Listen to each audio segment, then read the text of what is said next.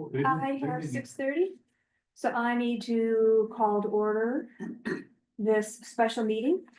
Sorry to interrupt the good discussion, but we'll get started.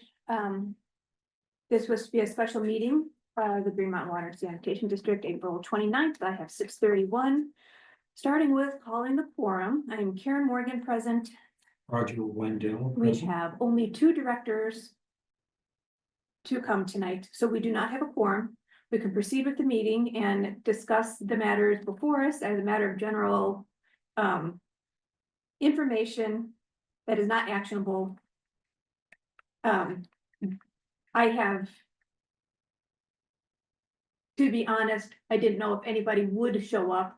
The 3 other directors have resisted all efforts to discuss, make motions, take votes for months now. So we are in a little bit of a dilemma here. Looks like they are still gonna stick to that.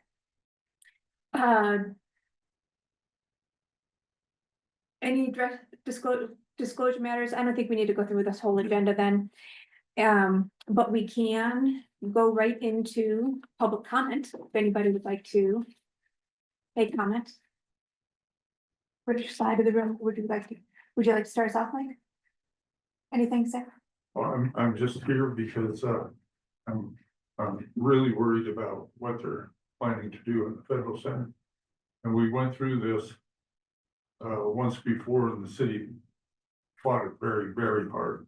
They know the problems that are involved with it. And basically, I don't think they should get a sewer line. I don't think they should get a water line. I don't think they should get a building permit. They haven't investigated it close enough. They have, I haven't even heard that they took test holes and where they're planning the building to find out what is underneath there. So they're saying that as long as you don't mess with the bubble, everything will stay in place. Well, that's not gonna work. They're going down for just the foundation, they're going way down into it. So I'm here to promote that we don't give them sewer line or a water line. And plus, the liability to us is huge. To the Green Mountain Water Board. Good, thank you. Yeah. I mean, I agree. The information from the engineering part of the developer in one of the board meetings that you had, 2 months ago, I believe it is. The engineer kind of violated one of the basic understandings and wisdom of the sciences of what he was doing, that is engineering. And in the sciences, when you're using any kind of tools for your research, one thing you never do in research is ever say that you're using your family, yourself, or anybody else as a subject. Now that question, how knowledgeable, how competent, and what kind of confidence do these people have in their understanding of what's actually down there, what's understanding the potential for risks.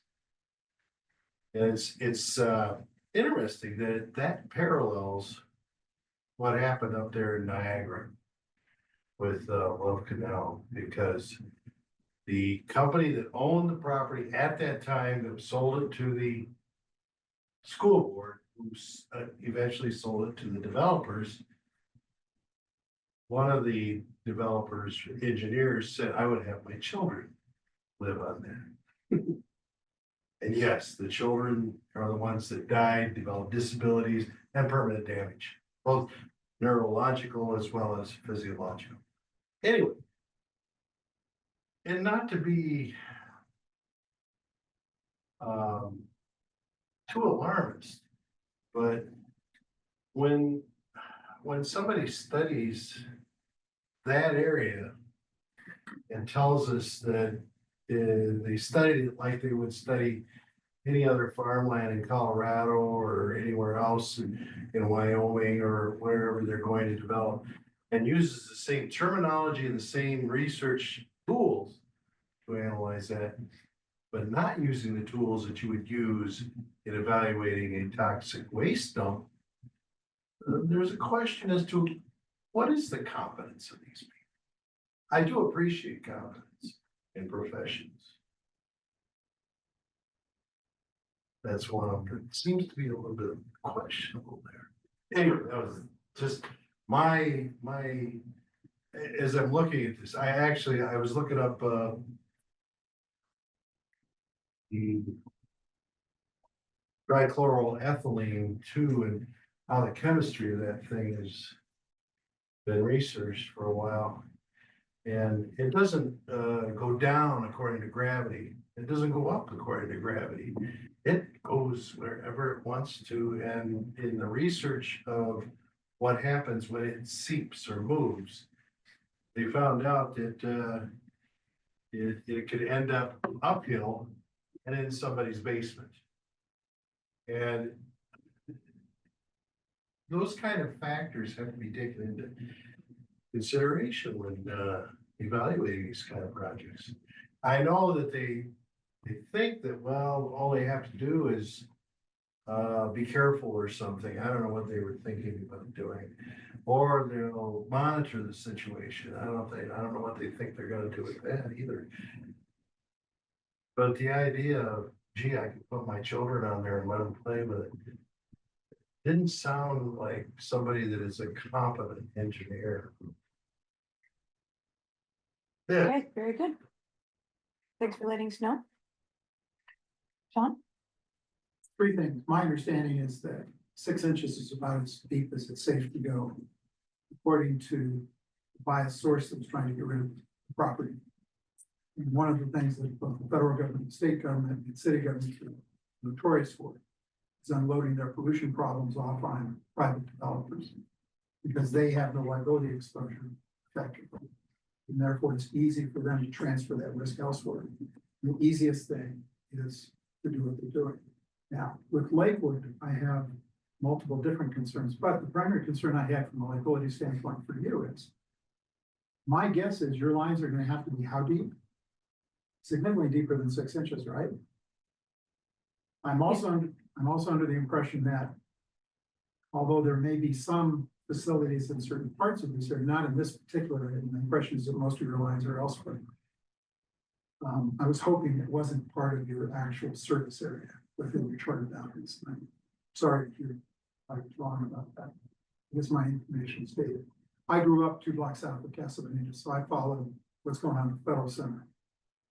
Not from day one, but I still have a number of acquaintances that were familiar with what went on at the Remington Arms Factory. And I remember the tanks coming out. I grew up right next to the light rail off of 13th and Otis. So I remember the tanks and all the other things that were going up and down the rail tracks there. So it was pretty interesting. I've also followed what was going on at Rocky Flats in the Arsenal. And Carl Johnson, the original executive director of public health for Jefferson County, had tremendous fights with both Rocky Flats and with the Federal Center. Federal Center didn't get nearly as much attention, but there is a wealth of information slowly dying off in this area about what the potential risks and exposures on that particular piece of property are. And I have an acquaintance who, for example, when they moved, they created a parking lot that's just south of St. Anthony's. One of the individuals said, don't park by the light poles, because the Geiger counter readers there are significantly higher than the main. And in the area that we're talking about here, there's 59 acres or 57, I keep hearing different. 59. And I also noticed that there's this little tail end that seems to go directly into the gulch. So I'm curious about how they divided that parcel up. It looks like they took the worst area, sold it off to somebody else, and now this problem's plopped in your lap. From a workers' comp standpoint, you have realistic exposures that you are wise to be concerned about.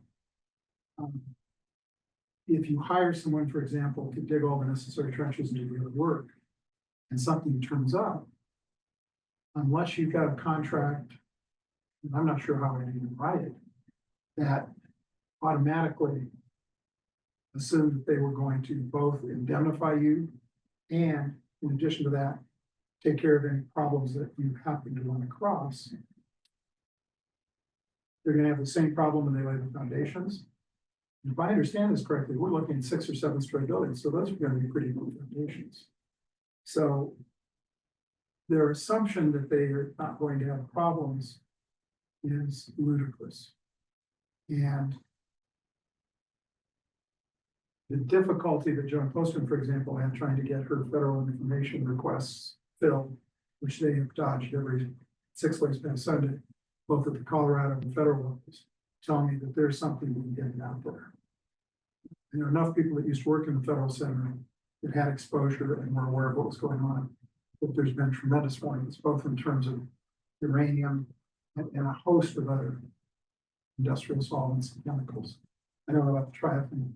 That's another solvent. I think that's more out at T-Moods where I've heard most of that exposure. There was an incident with it there, but was it also buried there is the question too, and nobody really knows the answer to it. Oh, and there's no, well, one of the problems with Rocky Flats is there's all kinds of stuff buried out there. Nobody knows where it is. Nobody knows what it is. One of our business's former clients was, happened to sell a smelter in Rocky Flats after the plutonium fire. And my dad, because he was a cryptologist and a cryptographer in World War II, happened to have top secret clearance. They had to have somebody go out there and do some inspections and stuff. So Lord help us. 50 years after he left World War II, he still had his top secret clearance, so he went out, had the opportunity to find out a little bit what's going on there. But the amount of concealment at all different levels here really makes this a dicey proposition. And the third concern I have, which is what happened when I was down at the Senate briefing that was given, that you folks attended, was there didn't seem to be any awareness of how they're attempting to manipulate the tap fees. And I don't know what the final legislation process is, but it was clear to me at the time, what they were attempting to do was to create a mechanism where they could shift their liability as developers for those fees over to Green Mountain's entire group of service users. So that it would come out of the fees part, not in the tap fees. And of course, the tap fees are what are key to the actual installation and all the infrastructure issues. And when you consider the remediation efforts, just laying your trenches and everything else that could exist, that's a significant unknown expense. I also got a kick out of the fact that at the Lakewood Reinvestment Authority discussion, they've got a TIF situation set up. And for 25 years, the city effectively is going to cede all of their property tax income. They got many of the other groups.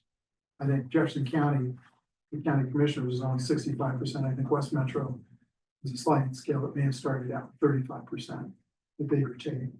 But they've effectively transferred all of that infrastructure cost, once again, to the taxpayers away from the developers. And they're assuming that their cost is going to be minimal cost, which is assuming that you're going to do everything. And when they were questioned by council, what if it doesn't happen that way? What if they have to do something different, like with an urban renewal authority, which was discussed yesterday? There was no figures given, no details, no information.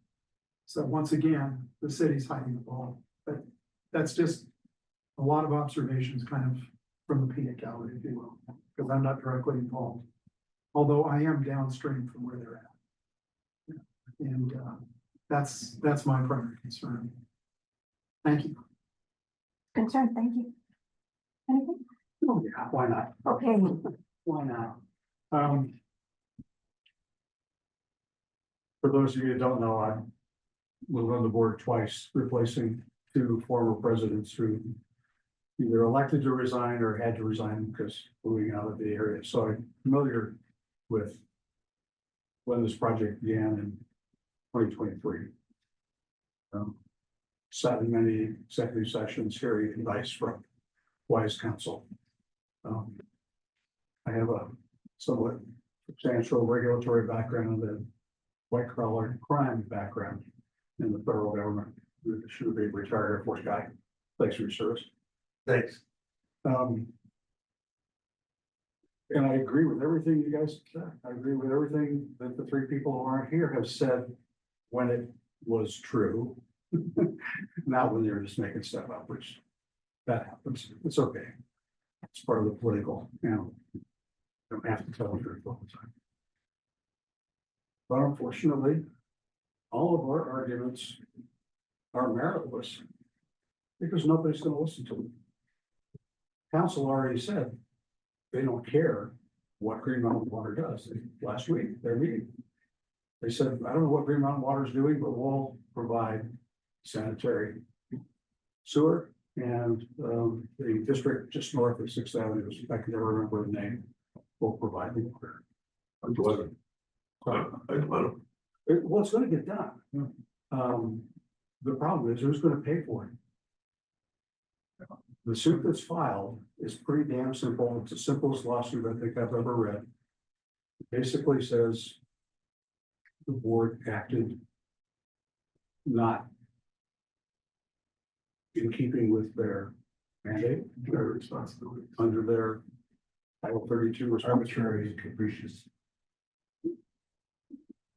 There's a whole bunch of definitions. Yeah. But but you have to look at it, well, how is a judge gonna look at this? He's gonna say, oh, you got all these people who say this is a bad idea. Is any one of you credible to be an expert witness in Colorado District Court? Nope. Not John Poston, not my friend Lou Noah, not me.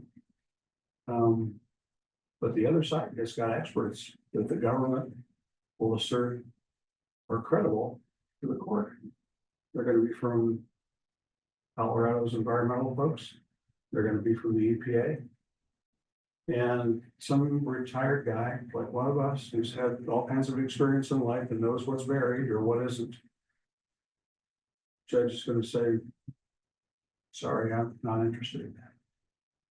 So what happens? The pipe you mentioned, someone mentioned the drainage all the way down to Kipling. It's where they're gonna have to connect to like with sanitary system. That's a long distance. It's gonna cost several $1 million. And who's the judge gonna decide gets to pay for that? Is it gonna be LLP? Or is it gonna be the ratepayers and Green Mountain Water because the board didn't do its job? That's where we are. We're past the arguments that you guys have mentioned. Those are, in my view, compelling winning arguments anywhere except in the court of law. We're gonna get our asses kicked royally. And the reason that we can hardly get anybody at SDA to talk to us anymore is because they think Green Mountain Water Board is nuts. And as I've sat here and listened over months and months and months since I left the board, I kind of wondered if they're just not right. We're fighting a battle that was fought before St. Anthony's was built. We lost. Seems to me the smart thing for this board to do, even in their absence, is to negotiate the best deal possible for every ratepayer in this district. Because it's going to happen one way or the other. And the city doesn't care whether they steamroll over us, leave bloody bodies up here at all. They don't care.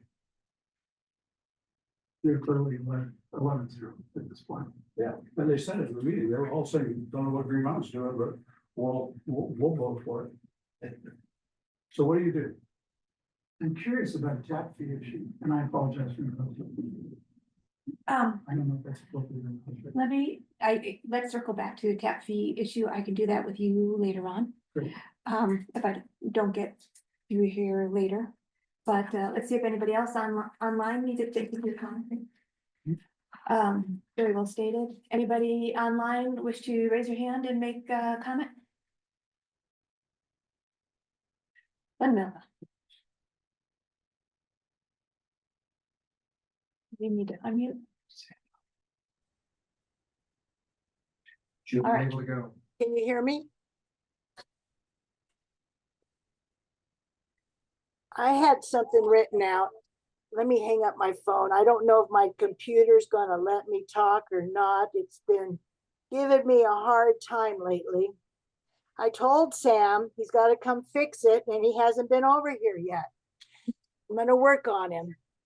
How is everybody doing? It's a somber day, isn't it? Kind of cloudy outside. How is Director Morgan doing? Thank you for coming. Director Roger, how are you doing, honey? Good, thank you, thank you. You're gonna win, buddy. We're voting for you. The only Thank you. two competent directors on site. Hello, Dylan, you there too, huh? You made Yes. it. Sam, you're there also. Good to see good people there. I see David way back there. We don't have a choice, do we? We're getting sued by developers. Lakewood's gonna do whatever the heck they want to. Then Lakewood is going to be corporate welfare people going to give the developers infrastructure, so we'll have to pay for that too. So we're in a lose situation. We need to get some more tests going, and that's what Director Morgan was going to do, have the board move forward, see if it's feasible to even go in there and do the procedures. That was my understanding, the groundwater, we've got to test the groundwater. That's the way it has to be done. I think that's my assumption. We have no choice. They're in our district. We have, unless we have cause, correct? That is what Dylan was saying. I'm not a geologist. I am not an environmentalist. I just know what has been presented to the board and what the board has to do to protect themselves. And the thing they were going to do is not allow our employees on the property to service the pipeline. If fools are gonna go in there and buy this house or these property, live on that property, it's crazy. They should have a waiver that these people should be aware that what they're buying is contaminated property. I wish they wouldn't. I don't even know what to say. I don't know what to say. I just don't know what to say here. I had a nice speech for these crazy people that didn't show up. That's a dereliction of duty. They're just irresponsible. I could go on and on and on. Responsible for water now. Can you believe that stuff? But I'll leave you guys going. Karen, without you on that board, it's terrible. We need three more people like you. Roger, thank you. Everyone, thank you. I don't know what else to say, guys. Work hard for us. You guys are the only ones on the board that count. Thank you and good night, hon. Thank you. Thank you. Anybody else? Don't see any other hands raised. Okay, going, and closing public comment. All right, thank you, everyone. Question, Karen? Not really. Let's hear. Last time when I was at the meeting, one of the people I was sitting over on that one side over there, and the developer was sitting over there. And they were talking to LRA saying that somebody at the LRA or somebody over there said, we have a very, very, very, good bid from Green Mountain Water. They were gonna work with us. I don't know who said that, but I couldn't believe it when I heard it. I'm not sure that came through the right way. It was They said that understood. they've already Yeah. worked out the old Green Mountain Water and it's very, very profitable for them, it was a good deal for them. Okay, let me go through, I've got a little bit of a presentation, if you can pull that up, Sam, so we can talk through it, and I can tell you where we're at and what I know. That may be part of it. There is no understanding. They have an understanding of what they would like to do. We have no understanding whatsoever versus of what we would like to do.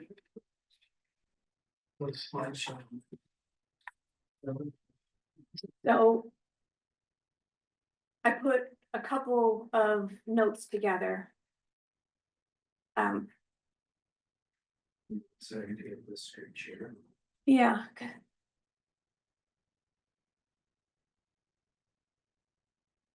That I think will answer a lot of the things that I heard raised already, but largely agrees with what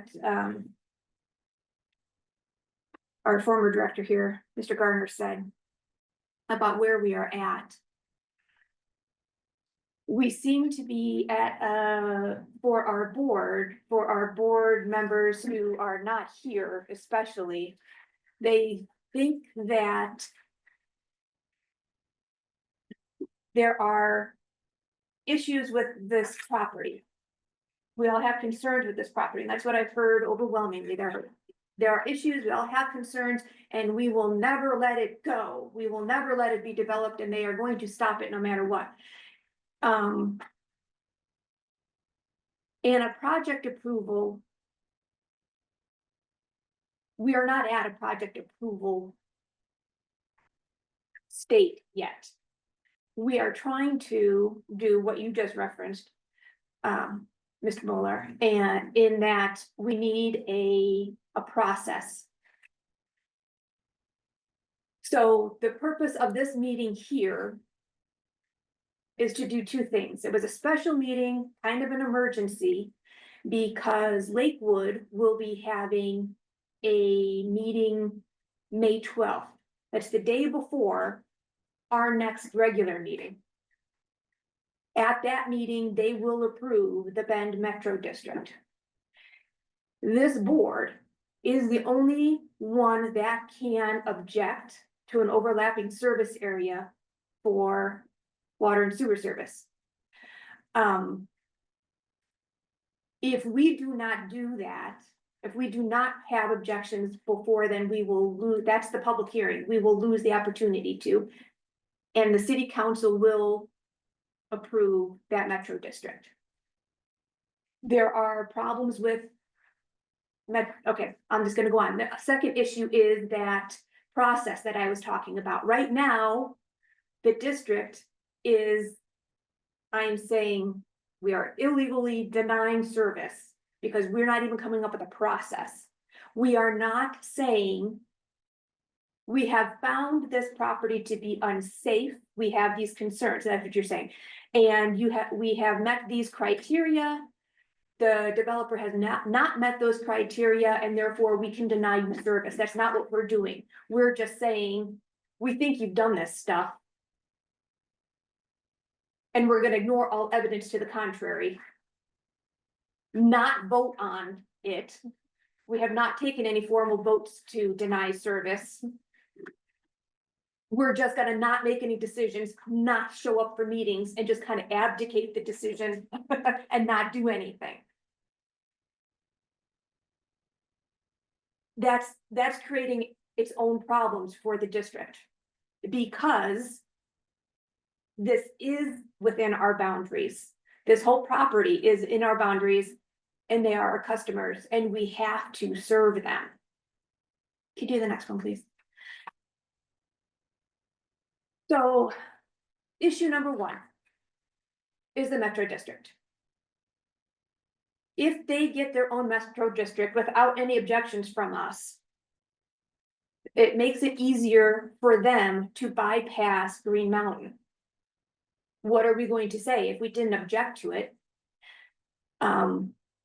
They're going to have grounds to force us into service contract or go into somebody else. They're gonna go to Lakewood. They've already got this worked out.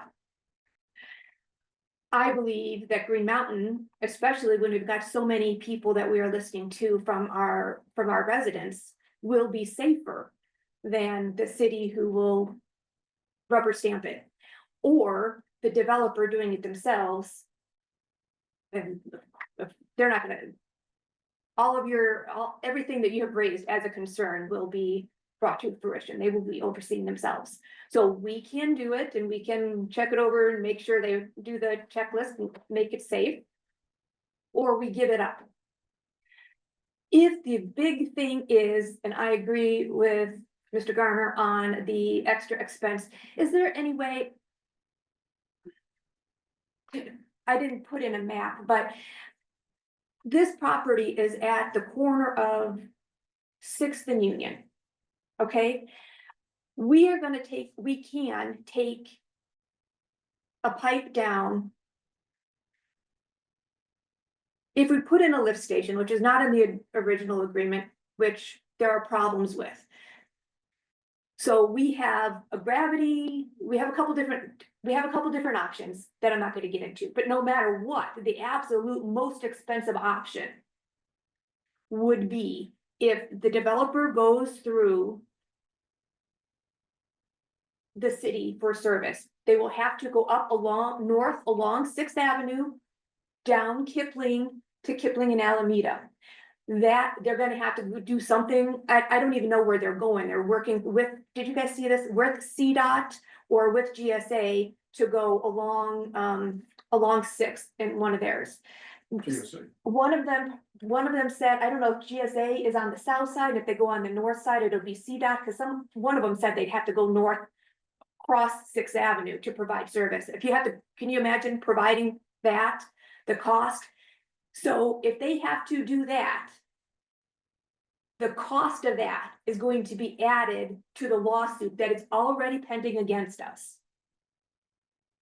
We have not a chance of winning this lawsuit, and us all will end up paying for that extra expensive infrastructure that will be rubber stamped. It will be rubber stamped. Lakewood and the developer will do their best to do what they safety precautions they will take. Will you be satisfied with that? No matter what, you will be paying for it. So if we want to make it safer and save ourselves a bunch of money, we have to object to this overlap right now. Which we can't do because we don't have a majority of board members. Can I have the next slide?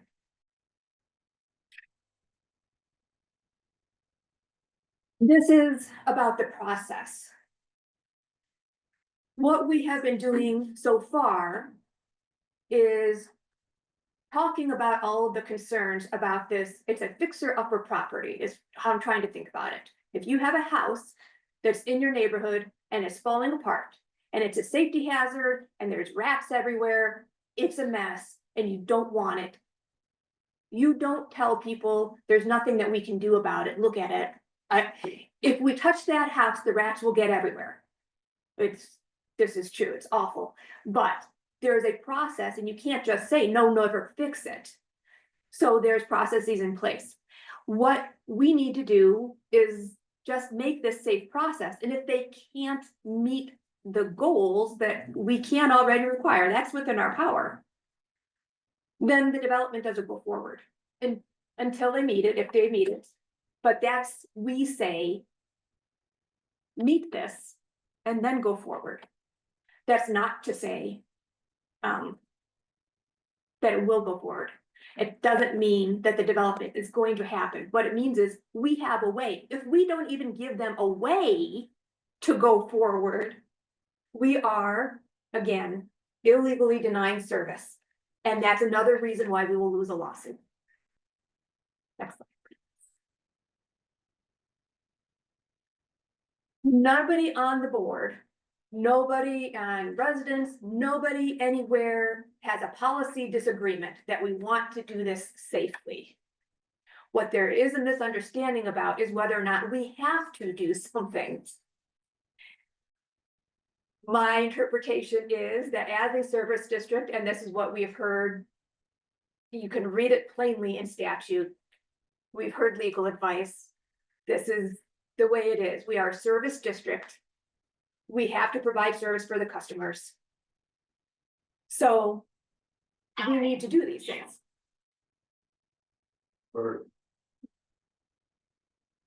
part of our job as directors, this board is required to come up with these hard decisions to find solutions. We can't just wave our hands and say, we're afraid there's this fixer-upper that we can never deal with. We are all afraid. There is a fixer-upper we don't want to deal with. But it is our job to move forward with solutions, in my opinion.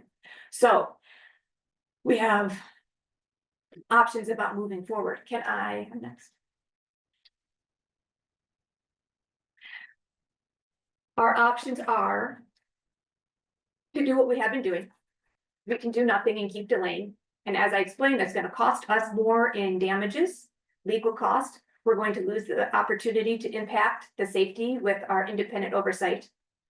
And so far, we have done nothing with the delays that we've bought. We have not asked for extra studies. We have not brought forward new evidence. We haven't done anything to serve the district. We haven't gained anything except a lawsuit. We've gained negatives. We've gained no positives.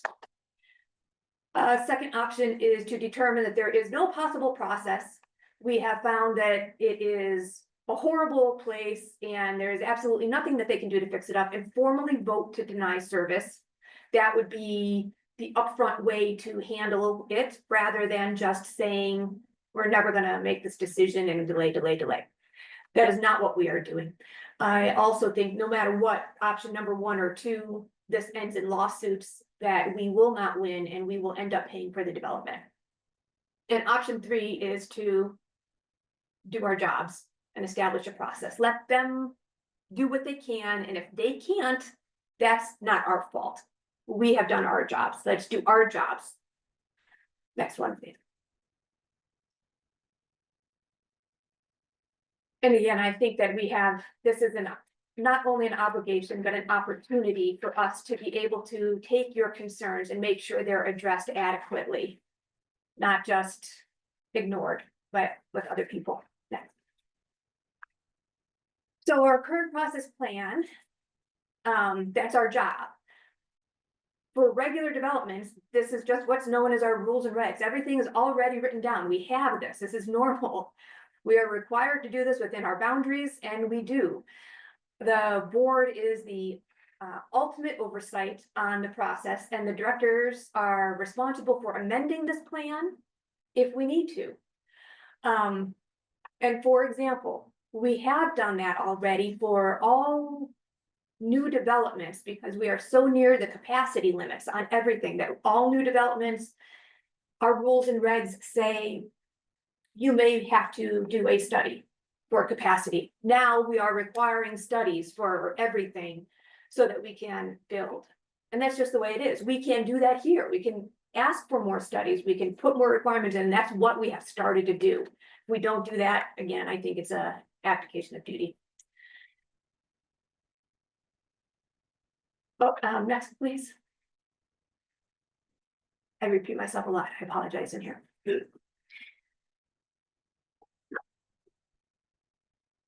So for this, the Bend development, we have already asked for extra capacity study, which we completed in 23. We asked for extra environmental studies that we started in 23. It was started with a desktop review. I wanted to point out, somebody raised the fact, I keep seeing nothing has ever been done and we haven't done any studies, and that's just not true. The developer had done an extra thorough phase 1 study. It was almost to a phase 2 level, and Josh could probably tell you more about the details that I'm at. Regardless, it didn't meet phase 2 criteria. They've just done a little bit extra on everything. We have done a little bit extra. We have asked for even more. What we've started off with is reviewing all the documents that are out there. And you guys have seen that there's thousands of pages. So we hired an extra environmental engineer to go through all of this. What we need to do next is go out and do some independent testing. So if we would get testing, we could do independent analysis, independent oversight independent evidence. That process stopped. We were not able to proceed. We have taken no votes. That just was part of that delayed process. Nothing has gone on. There's a couple things I got marked for that. We've done extra legal review. That was, we hired an extra environmental lawyer specialist to examine our liabilities. We are fully, what's the word? Briefed on how we can protect ourselves legally from the liabilities here. The difference in some of the things you guys brought up was we will not be developing this property. Green Mountain is not developing. Green Mountain will not have staff developing, digging down, laying pipe, doing any of that stuff. So all of that liability will be with the developer. What Green Mountain will be responsible for, if we choose to, I'm suggesting that we do in this, but is the ownership and maintenance thereafter.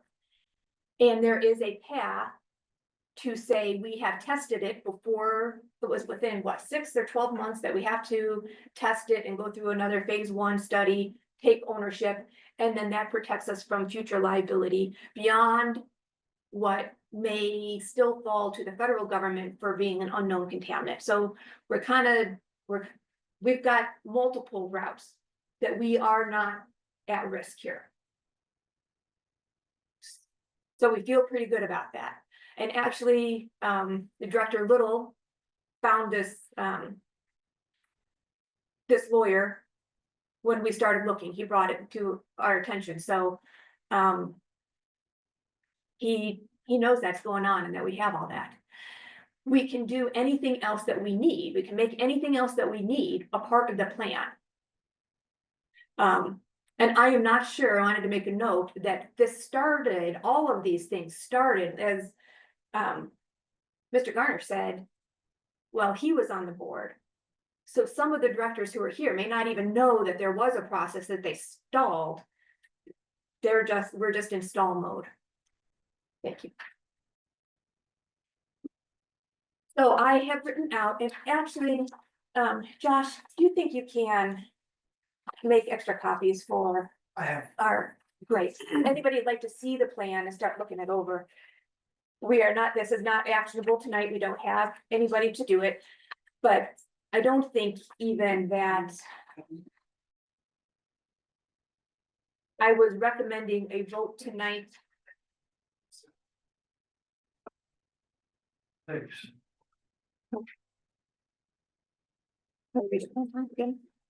So nice. I have put in every concern that I have heard, could think of, all sorts of things in here. It's a pretty robust plan. And it can be fixed. We can redline this and go. Again, I think we will have lost our chance to be doing that in the best way possible. Because there's no point in doing this, any kind of plan, if we are letting it go to the Metro District. The Metro District will have their own way of doing it, and they will get funding. And we won't. It's a mess when you have a Metro District. So I think we lose a lot of our abilities because we can't do this. But read through the plan. It has a whole bunch of things, like the agreements that the developer relies on, that we have found problems with. It has all sorts of environmental testing. It has pre-construction, post-construction,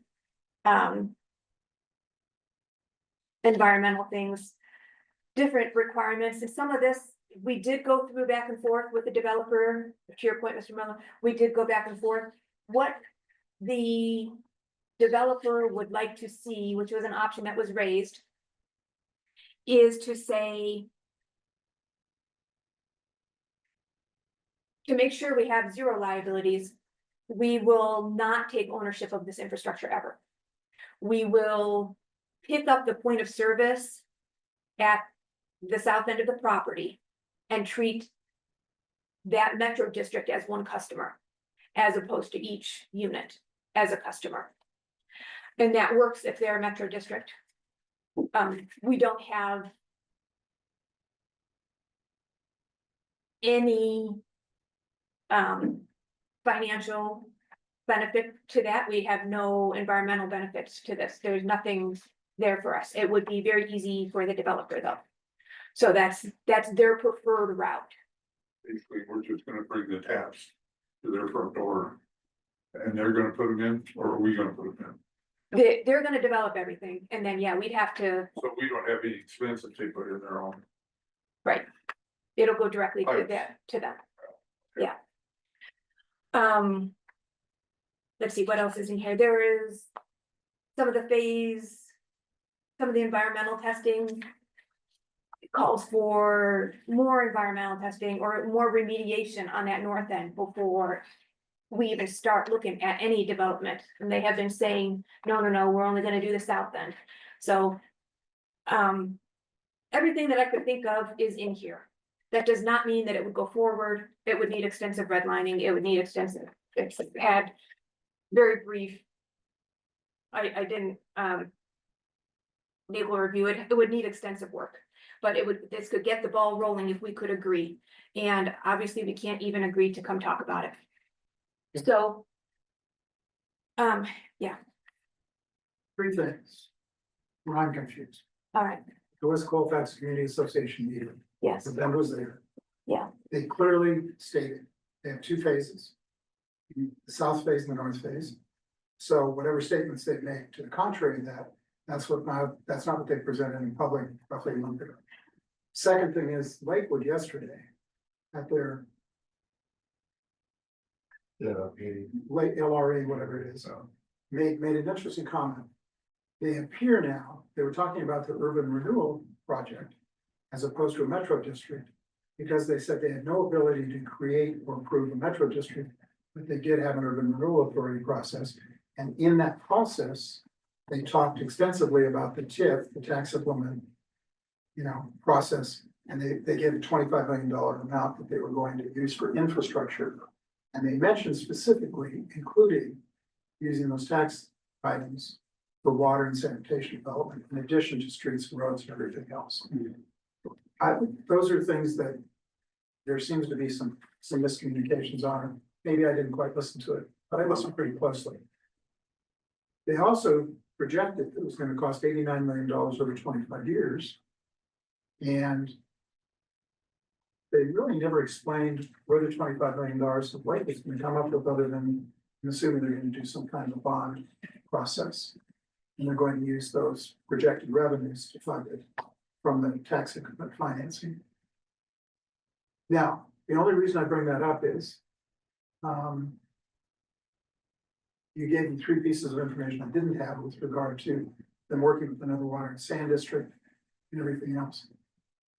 When I look at this from an infrastructure process, is the most cost-effective way, if Green Mountain were to extend anything, to provide information along 6th Avenue, along Citizen Union, or Union rather, to the west end of that project and everything close down and looking there.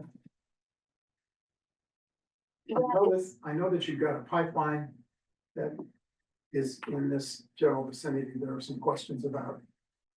Yeah. A walkway, but some other things. so there, I'm an outsider, so. yeah, there's a lot of different things in there. The north and south phase, we have been hearing that too. They keep saying north and south, north and south, north and south. They only need south. They only need south. What I am, because the north phase is that landfill, that's the do not disturb. What I have proposed in here is that we do not grant that phased development. Lakewood has granted phased development. Yes. We may not be able to do that, but I'm suggesting we push for that based on multiple pieces of evidence. For example, they are blighting the entire property. So why do you need to blight the entire property if there's no environmental problem? on the south end. But the biggest one is that all of our infrastructure and the main road, Fourth Avenue, does cut through that MECLA area. So they're gonna be developing right through that. So it should be developed first. Or remediated first, before we start anything else. So I've got that as part of the plan. I don't know that that will go anywhere, but again, I think we've lost a lot of our ability to say that, so they will do what they want at this point. Do Two. your three commissioners that are not here Yeah. understand their potential personal liability? They do, I don't think they believe they have any personal liability, no, so. The urban renewal. I did hear the same thing about who's going to pay for it. It seems like I am hearing that they are going to pay for that up to 3 times. They've got 3 people paying for the water and sewer infrastructure. The urban renewal what is a benefit to the city. It is not a benefit to the developer. The developer does not, my understanding is the developer does not need or want this. They want the metro district. So regardless of what they said at the URA meeting, the next one on May 12th, that is for the metro district, and they will be able to get that. That is baked in here. So again, they My don't impression- watch. Yeah, my impression This- is that Lakewood, although they claim they can't do anything about it. I understand unless the legislature changed it, they still have an approval issue there. Oh, Am no. I missing something? Yeah, no, they can approve it. Okay. It is up to them to do, and they have indicated that they will. Because what they're So- telling other people is they don't have control and they're not involved, Yeah, no, they which have, I find contrary. they have absolute control and they will go through. Let's see, so that's the plan. I think that is everything I wanted to talk about.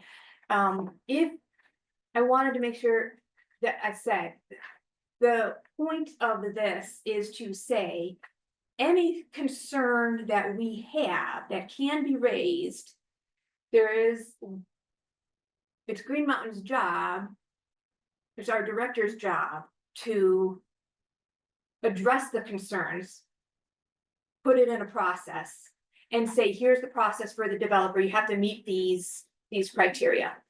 And if they don't, then the failure is on them, but at this point, the failure is on us.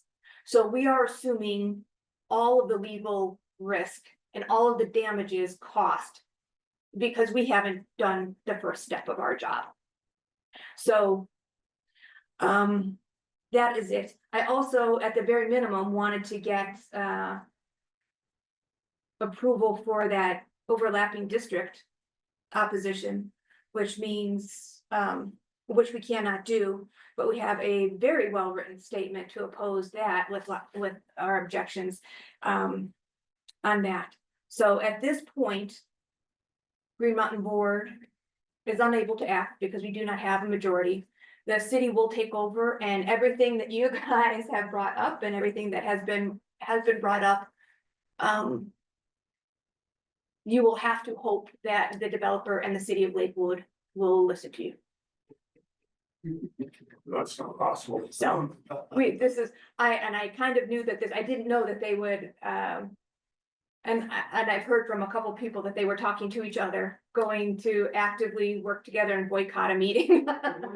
Yes, but, Same time? yeah, so I don't know how they talked, I just know that they were talking together about coming. You mentioned something just kind of outrageous. Yeah. If And the that's- three of them we need to talk discuss, about it, yeah. that's a court issue. I agree.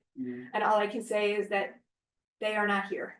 And we will not be able to do anything else. So I think that was everything that I wanted to cover. I'm disappointed. Let me go, let me make sure that I addressed all the issues that you guys brought up before, though. Yeah, everybody who was concerned about trusting the city is hiding the ball. Yeah, I think, well, that's where Green Mountain has left it now.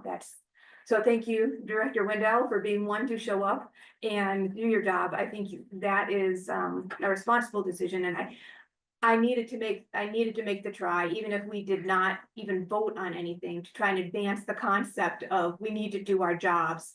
But I think this will just be more evidence against us in a lawsuit myself. I appreciate that. I wanted to add, I'm in general agreement with you. and Yeah, thank I you. really appreciate the very clear presentation you provided. It was available via email and online prior to this meeting. It couldn't be any more clear, and I wanted to emphasize that we're all concerned about safety. That's never been in question for the 3 years that I've been on this board dealing with this. But the liability, the lawsuit, the three of them dragging their feet on this, it's intolerable, and it's going to cost this district a fortune. When I say a fortune, it's millions of dollars are at stake here because Weichman, Little, and Martinez refuse to move forward. I just simply don't understand it. But I appreciate the work you put into this. It couldn't be any more clear. Thank you. Well, you have done, no, this isn't on the website. You have to, yeah. It looks like that is mostly everything that we talked about, but you have been advocating moving forward for a long time. I have gone back and looked at some of the old meetings.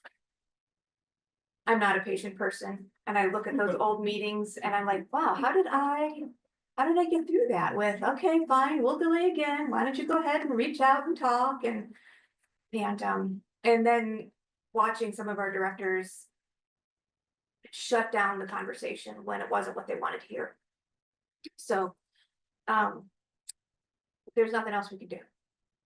So thank you for your work. Thank you for showing up. I don't know that there is anything else. And the next board meeting was supposed to have this general discussion, absolutely not a vote. We won't vote on anything, but next meeting. And I think now that I don't know, we'll see if they have to say, but I don't know if there's any point in talking about anything if the action is too late, in my opinion. Unfortunately. Does anybody else have anything to add to general comments on this issue? Thank you for sitting through my lectures. Okay, all right, we'll call this discussion, non-meeting, unformed meeting to a close at 7:30. Thank you all. Thank you.